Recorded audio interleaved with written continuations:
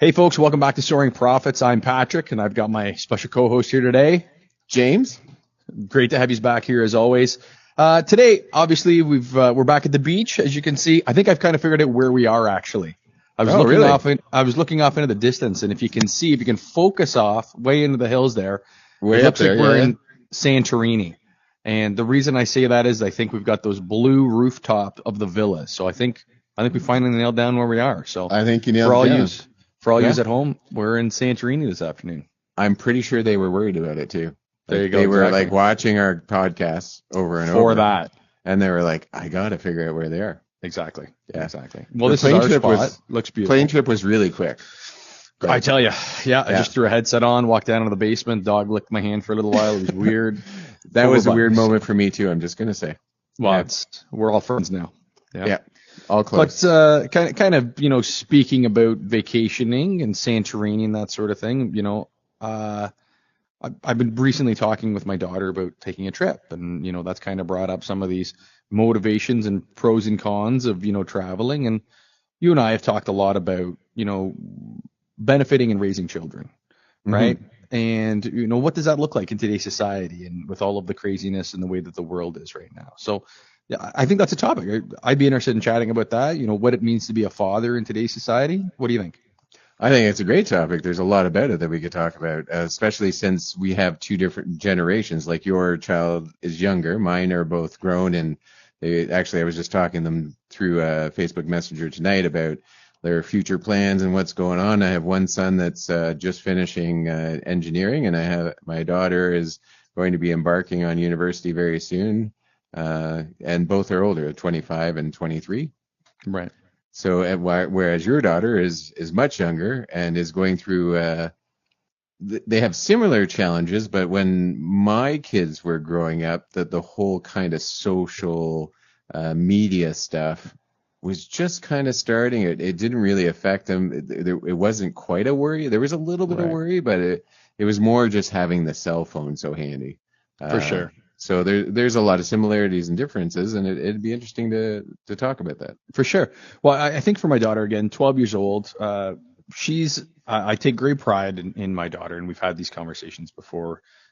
She's a competitive athlete. She works super hard. She's in the gym 9 hours a week for her skill set.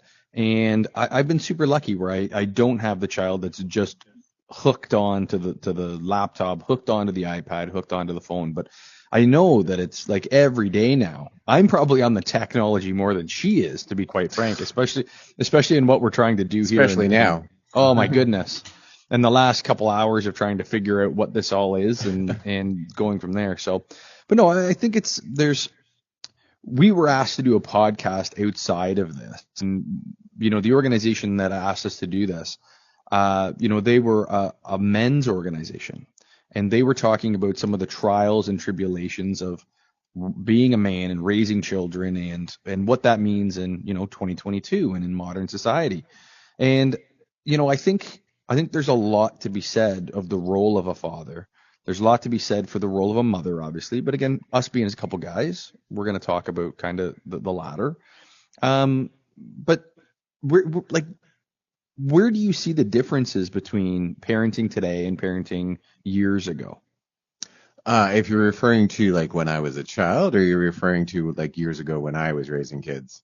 No, start going back. Well, you guys had to worry about dinosaurs, the T-Rex, little the T-Rex, arms, but it was very fast. Very fast, big sharp teeth. Right. It was awful. But if you like jumped from side to side, you got away from them. No, so when I was a child, really, there was very little parenting.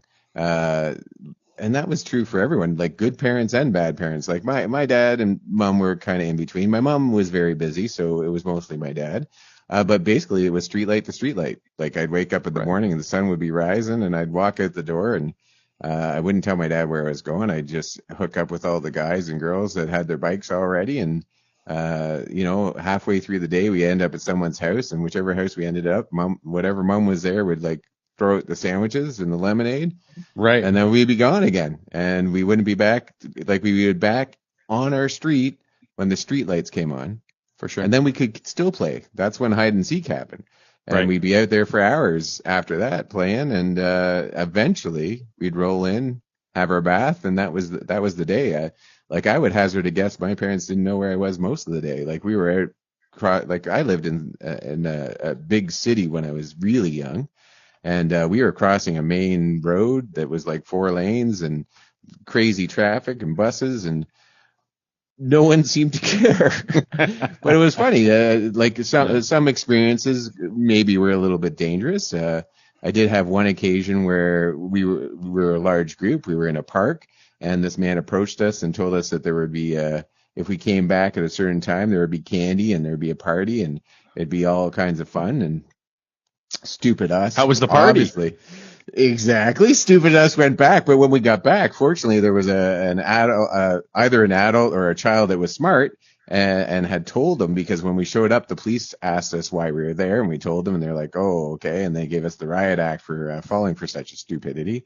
Right. Apparently, they'd been looking for that guy all day. I don't know if they ever caught him because I was very young at the time. Sure. But that, like my parents didn't even know. So that you're happened. telling me you had a van puppy dog experience? I had a van puppy dog experience, and my parents tell didn't ya. even know about it. I was probably Right. 6 years old at the time. My brother was 11. Wild. But Well, there's a saying Yeah. there's a saying that I've heard for years and years and years, and I think it's a good one, and it kind of explains exactly that childhood activity where you'd leave and go and do stuff, and Yeah. it's parenting is done best when children do dangerous things safe, dangerous activities Exactly. safe. And it's funny you're saying that, like running across the highway, doing those sorts of things. If you're doing it safely, that's where your threshold of learning, your threshold of education is really, really driven from, right? And well, short of the puppy dog van situation that you find yourself Exactly. in. Yeah, Yeah. we might have been knowing you as Timothy on the side of a milk jug. At It some could have point, happened but- that day. Yeah. Right. Mhm. But no, I think this kind of came up as a general topic they were talking about. But I had an experience earlier this week where I had someone that I know that they had their child had a planned outing with a group of friends to meet at the convenience store, and it was Yes. like 6 or 7 hours away, and I was kind of blown away by that. Like you're going to meet at the convenience store at 7 p.m. and that was the outing. They were going to go meet at the convenience store. And I'd made a joke. I'm like, are you buying smokes? Like what, where's the danger? Where's the thrill? What's the excitement factor of this? And that was the activity. They were just going to meet at the convenience store at 7 p.m. And I'm Do something at a Wild. convenience store, or they were going to go somewhere else after? I thought rob it. I didn't know what the plan was, but like it just seemed very structured, Yeah. very confined, very. And you have to have a little bit more spontaneity, I think, in our lives than that. So You know what? There has to be, like, so when my kids were little, now I was a bit of a helicopter parent because, I might have got in trouble or two because my parents didn't kind of watch me when I was growing up. but you also almost bought yourself a puppy in a van. Too, I almost so bought, get I almost got a free puppy. So, yeah. there's Ice cream trucks perks. were dangerous. They were very dangerous. So when my kids went out, they were allowed to go out and do, but I had to know where they were going, what kids they were going to be with, and Right. they had to, like, or cell phones. So this was a little bit before cell phones. They got them later. I think high school is when I gave them one. So they had a watch, and I would tell them, you can go. You're going to meet them at the school with your bikes, and in an hour, you're going to be in my driveway. You're going to wave to me, and then you can go do another hour. Right. And that's how I dealt with it. So they still had that freedom that when they were out there, they could. I trusted my kids because I Right. taught them the right and wrong, but I didn't trust other people. So 100%. I figured if I knew every hour that they were safe, Right. then that'd be all right. That gave me, he's been gone for an hour or she's been gone for an hour. Yep. So that's what I ended up doing. But there was a little bit of that other stuff where it was like, we're planning an outing, like, which is weird, but I get it. Because you have to know, like, all of the parents wanted to know where their kids were at all times. It Sure. wasn't like when I was growing up. Sure. So you really did plan outings. I don't know why you'd plan a convenience store. My kids mostly planned movie theaters and the mall and stuff Right. like that. And that's the way my daughter is. This yeah. I think this situation was, and I think COVID has created a dynamic that we're struggling through as parents. And that's something that I want to bring this back around to the roles of the father and roles of the mother Sure. and that sort of thing, right? But COVID has created a dynamic that we have that is very unique in social settings. Whether you will attend somebody's house and knock on the door and be like, "Hi, is Timmy here?" when we were kids, Yeah. or shoot them a message and be like, "Yo, I'm heading over to your place." I just feel like the virus has put us in a position where that comfort level has been pushed to a different Mm. level than like everyone had their guy that would come around. It's like, ah, shit, it's that guy again, right? And Yeah, totally. and even the family was like, tell him to get lost. It's dinner time, it's whatever. Yeah. And you go to the door and you're like, Tim, I can't come out and play. My parents don't even like you. You smell. Like, who knows what the Right. problem is, Yeah. right? Yeah. But like, I feel like COVID has created everyone to have that backup. Like, we just have this weird dynamic where it's like everyone just don't bother, don't come, don't do that. And I think it's Yeah. setting our children up for a very weird anti-social developmental process that's dangerous societally. Like, if this continues to be how we do things, as much as we love the technology, folks, you can't live through this forever, right? No. You can't Kind of a stretch everyone segue. through podcasts or anything like that. Yeah, Right. no. So like I work in an education field and like we've been talking about, there are kids in the school right now that this is their first experience in the school because Right. they spent 2 years online. Recently, first experience in a school without a mask. Right. Like, I don't even know. Like, so for the first 2 years of your life, like your school education life, you've had no socialization. It changes things when you don't have, like, you're behind socially. Education wise, not too bad, a little bit behind, but socially, because you haven't had those friends, you haven't been able to go out to play, you haven't been able to do anything except for online games and stuff like that, or whatever your parents might have set up, depending Sure. on what level of COVID fear they're suffering from. Right. So there's a learning curve for these kids in school of what's socially acceptable and what's not in the school. Whereas when you come in and you're 5 years old, this is your new school experience. It's exciting and all that, but you learn the rules as you go. Yeah. As a small person, Right. but now you're Yeah. a bigger person and Yeah. you're just learning the rules. There's You don't know how to ask to go to the washroom. You don't know how to Yeah. ask to do anything. You're Yeah. engaged in this process that already has fundamental structure, fundamental rules, and you haven't caught it yet. You have nothing. You don't know Nothing. anything. Right. But So you're as expected. a parent, I think that segues perfectly into what we're saying here is, as a parent, what role does a father have? What role does a mother have? And what do those things differentiate? Right? Like, I have, individuals in my personal life and people that I know that their fathers are absent, or their mothers don't have the relationship, that are very close with people, right? And I developmentally, and that's kind of what we're talking about here, is that delay, that process.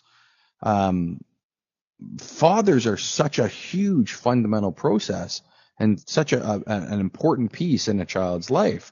Obviously a mother births a child, and that bond should never and can never truly be broken or fractured. But fatherhood and the assertiveness of the fatherhood, and even like the tyrannical viewpoint of some tyrannical fathers, where the demanding, the assertiveness, those sorts of things, how in 2022, in a society that's demanding softening and emotional regulation, I suppose you would say, what does that look like for a father, and how is fatherhood changing? Yeah, no, I think you're absolutely right. Like, so I agree with you. Like, I think we're getting away from the whole family structure where, it's a father and a mother, and they raise the child together because both have a thing in it. Like, the mother is more nurturing than the father. Like, I know myself, I'm not as nurturing as the mother was, like, because when a problem arises, say they have trouble with a kid or they're upset about something, I solve the problem. I'm like, okay, we cried. Now we're Right. going to solve the problem. We're going to move on. Whereas the mother, grabs them in, cuddles them, whispers in their ear. They may still solve the problem, right? They may still solve the problem, but it's a different process. It's Right. also a different skill set. Like, if Timmy comes and punches my son in the mouth, likely I'm going to say, well, the next time Timmy punches you in the mouth, you're going to punch him in the mouth. Right. I don't think a mother's going to say that. I think a mother's going to like possibly, try and find Timmy's mom or, whatever, handle it in a different way, a more nurturing way, which is important. They have to have both sides. They have to be able to learn how to share feelings in a comfortable, nice setting, but they also have to be able to stand up for themselves. They Right. also have to be able to, drive for what they want. Learn how to playing sports is a great example of that because you drive for a common goal. And I think that's a very masculine energy. And I think when fathers are more involved in that roughhouse, like I know when my kids were little, we roughhouse all the time. I don't remember a time that their mom roughhoused with them. Right. Possibly happened, Right. but we were doing it all the time. Yeah, and like that's even with my play. daughter, for instance. Again, my daughter's 12. She's about 5'7", 5'8". She is a very tall girl, Yes. and she's solid. Muscle. Like she's a gymnast. So like she is solid. So like when I was a kid, we used to get down and wrestle, and I'd put her in arm bars and all the stuff that we do. And now I'm finding that I'll grab a hold of her and I go, I wouldn't want to run into you in a dark alley. Right. And unfortunately, now you've shown her how to do arm bars. Right. Which was likely a mistake. Yeah. I'm 6'1", about 205, 210. And there's times, like even tonight, we were wrestling around in the kitchen doing dinner, and I grabbed a hold of her, and I was like, that's about all I can handle. That's about it. I wouldn't want to have to go 12 rounds with you. And I guess that, the old adage of old man strength. I've got about 2 rounds in me, and then that's about all I got anymore. Right? Then you tire out. Yeah. That's it. So I gotta finish you real quick. Yeah. But fathers, I've walked through, again, in my situation, I've went through the family court process. I know you were very fortunate and you didn't have to do that sort of thing. But I've walked through the family court process, and fathers in today's society are either viewed as problematic or that they are supplementary, in my opinion and in my experiences through the court process.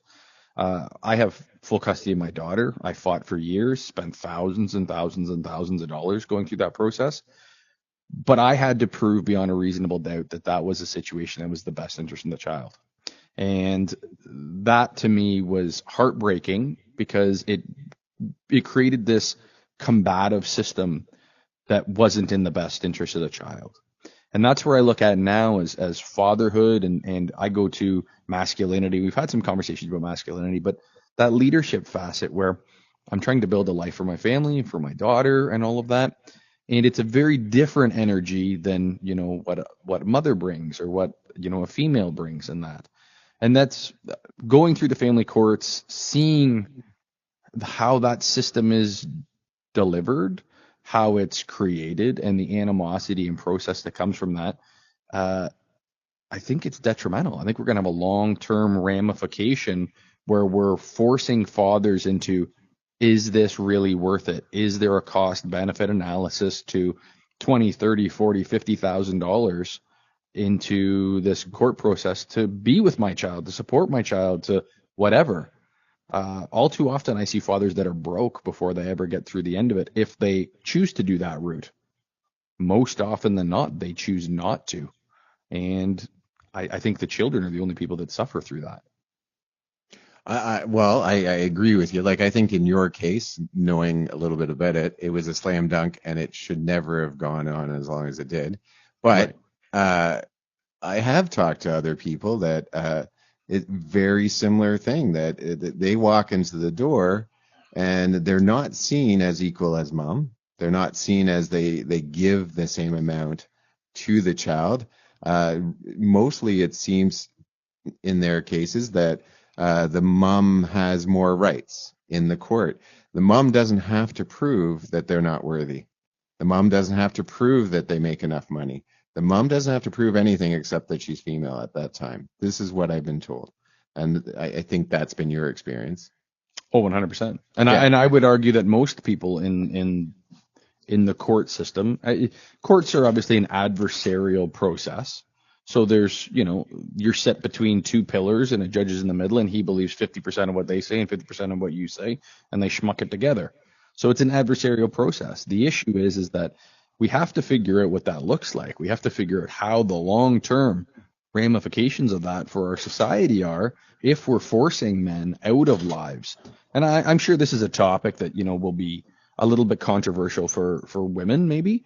But I know a lot of men that have had really problematic situations where they weren't able to come together for a solution, and then it cost them 20, 30, 40, 50, $60,000 before they ever got any ramifications to just see their children. And that's such a determining factor in the longevity and relationship of a father and a son, or a father and a daughter. And that's hard. And I struggle with where our system is, and I think we need to do some changes. Well, I agree. I just think that, like, from what I've been told anyway, like, because like you said, I waited till later on in my life to decide to separate from my wife. So my kids were starting off in university, and they were starting to, move on with their lives because they were old enough. So I didn't have that child thing, but I have talked to other people that have. And it seems like the system is not 50-50 when you walk in. It doesn't seem like you're saying, whereas, like mom should come to the table and go, this is what I can provide for the child. Right. Dad should come to the table and go, this is what I can provide for the child. And then you see what the balance is. I'm a firm believer that it should be 50-50.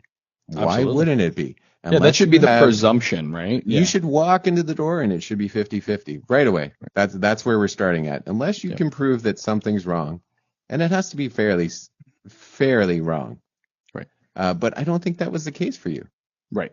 No, absolutely. I think you for a long time struggled with, and you make a lot of money. You always have made a lot of money. You have a very strong family. Yep. You're very, nurturing and kind. You've been amazing to that young girl. Yep. And yet you had to prove that you weren't a scumbag. 8 years. It was 8 years. Yeah. That's crazy.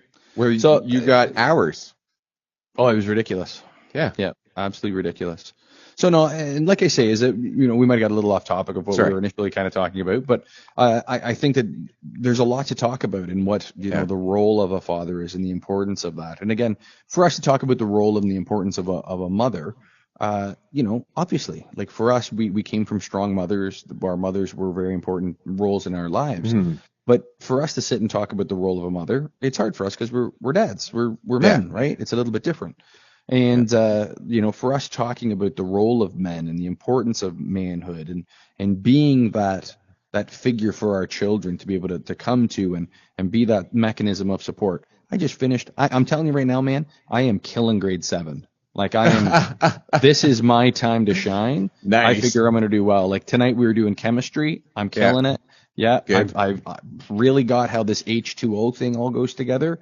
I'm not sure where I've heard of it before, but I'm killing it. Or something? Oh, no, that's, something. Yeah, pre-iced, I think is what it's called. But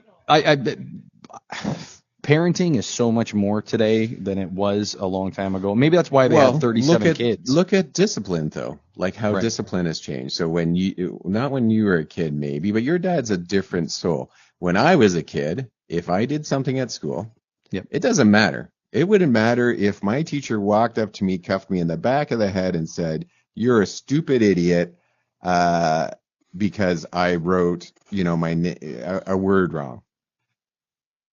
I would go home and tell my father that. There's not a chance in heck I would tell my father that, because he would give me hell too. He didn't care that the teacher was wrong. The teacher is always right. There's no way. If I was sent to the principal's office because I got into a fight, doesn't matter if I caused it or not, I'm not going to my dad to tell him about that because I'm going to get in trouble. Right. Like, it just isn't that way anymore. Now, if, literally this is a story. This is about 10 years ago. Child writes, "Fuck you," chalk, big letters on the side of the school. Well, there goes the monetization from YouTube. Appreciate that. Thanks, buddy. Done. Sorry. I'm trying to help. Anyway, so the punishment was clean it off the wall. I think that's a pretty nice punishment. Clean it off the wall. Seems that's all you fitting, have to do. Natural consequences. Yeah. The parent walked in, yelled and screamed, "My kid's not a custodian." You will never do that to them again. Can you believe that? What would your father have done had you come home and found, like, if he had found out that that's something you wrote on a wall anywhere, let Yep. alone a school? I'd likely just be regaining the ability to sit. Right? Yeah. Yeah. And I'm So not my condoning that we beat children or anything. Like, that's not what I'm trying to say. But I'm trying to say that we got to start holding kids more accountable. the Like, world. Yeah. Well, my father's is slightly a different story, and I say that everyone kind of, I think if anyone that's followed this along here is that yeah, my father recently passed away, so it's a bit of a sentimental topic. But yeah. my father was born in 1952, and his father died a year and a half after he was born.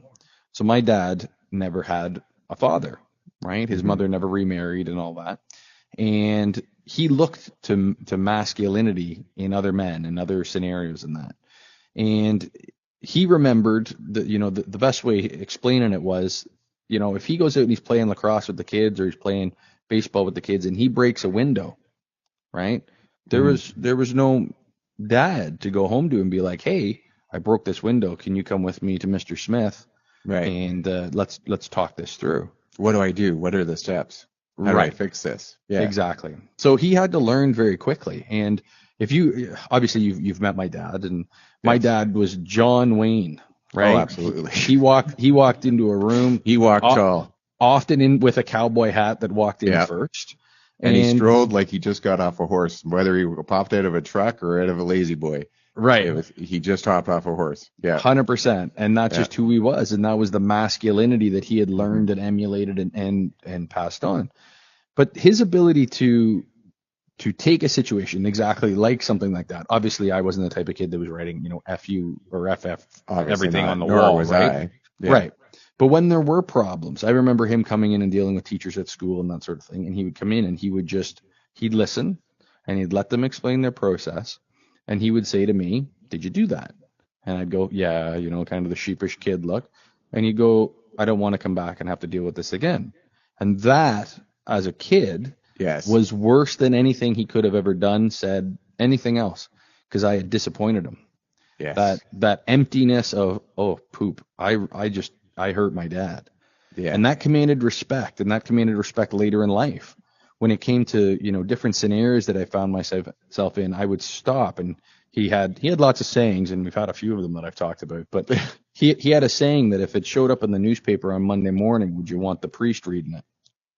And Nice. it was, the concept was, if you lived your life that Yeah. way, you're probably going to be okay, You'll probably right? be If all if right. it's Yeah. if it's the Globe and Mail or the New York Times headline, and Father Smith or Father Jones or your friends and family are going to read it, you'd probably live a little different. But again, I Yeah. think that goes back to what, a father's viewpoint of the world, which might be a little different, than the feminine energy of the world. And like I say, I was fortunate to have a gentleman and a scholar and a hell of a guy as a father, and Fantastic person. that goes a long way.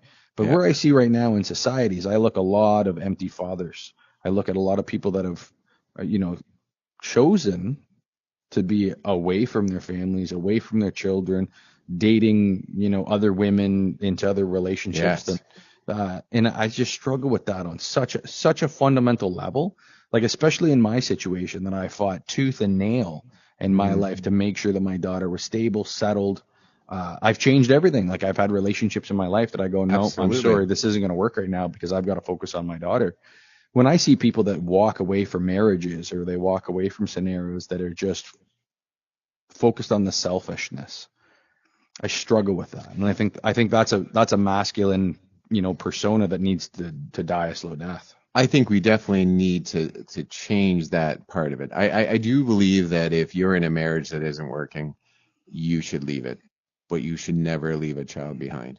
That But is would the you have, worst when you possible thing you could possibly ever do. 100%, My situation's different. I'm an old soul. I believe 100%, that you don't leave your children or the marriage until the kids can survive on their own. Like, right, that was like, there were many, many years that I held on to that marriage yeah, because my kids were there, and right, I didn't want, I was terrified that if I stepped away, they would fall. And 100%. my job is to build a platform. We talk about this all the time on this podcast. My job is to build a platform that they can launch from. If I'm not there every day, how do I allow them to launch from that pad? I'm just not there. You need to be there. You need to be a part of their lives. Now, I probably should have left sooner, and if I went back, I probably would. But in my mind, that's not what you do. Oh, she's still got a chance? You're going to take her back? You think that's how it's all going to work itself out there? Let's not talk about that. That's a little touchy even still. But no, like what I'm saying is that I think I hurt my children a little bit because I stayed with her. Because my children are older now, so we're able to have those conversations. And like one of my children literally said, I thought it was going to happen years before. Like they know what's going on. Right. But when you leave, you can't leave your children behind. Yeah. And what I'm saying about that is that you still have to be there every week, every day, like checking in, phoning, texting, whatever you need to do to make sure that your child's okay. That's what you need to be doing. Right. You chose to have children. So if you choose to have children, you need to be there for them. And as a dad, you need to be there. This whole idea that we don't need fathers raising kids, that's ridiculous. Crazy. The whole idea we don't need mothers to raise kids is ridiculous too. Yeah. Like, I think they both should have involvement in their life and as much as possible. Right. It's, but anyway, it's a touchy situation that I'm sure everyone's got a different opinion on. But you know what? Opinion. Right. But in this situation, you know what? Maybe take this for whatever the subject and this topic has been for you. Maybe this is something to remind yourself to reach out to somebody. Reach out to somebody that you love. Reach out to somebody that you care about, whether it be your own dad, whether it be your mom, your brother, your sister, that sort of thing. But reach out to them, shoot them a text message, a friend of yours you haven't talked to in a long time, and maybe close that gap. And maybe that today is, the point that we take away from this. So, and if you're a father out there, and you're not seeing your kids or haven't seen them in a long time, get your shit together and get out there and see them. I mean that. I love it. That was some stern talking to from Mr. James. From James P. There you go, from James P. Well, again, thank folks, you for coming very much. You got this? We're working on this ending. The timing. I just wanted to thank you for joining us at our dinner table where we have conversations about life. And I'm James. Patrick, thank you again, folks. This was Soaring Profits, and like, subscribe, and share. Send this out to anybody that you think would be interested in this sort of content. We do this. We talk about daily stock market events. I've got a few live action videos that we did today as well. Not in Santorini, but out and around. But yeah, like, subscribe, and share. And we look forward to seeing you again real soon. Thanks, folks. Hey, folks. Thanks again for joining us at Soaring Profits. Patrick and James. Please like, subscribe, and share, and follow us on YouTube, TikTok, Instagram, and of course, Facebook. And let's start a dinner table discussion right on this page right here. Let's start talking about the topics that we're talking about today. Thanks again, folks. Appreciate it.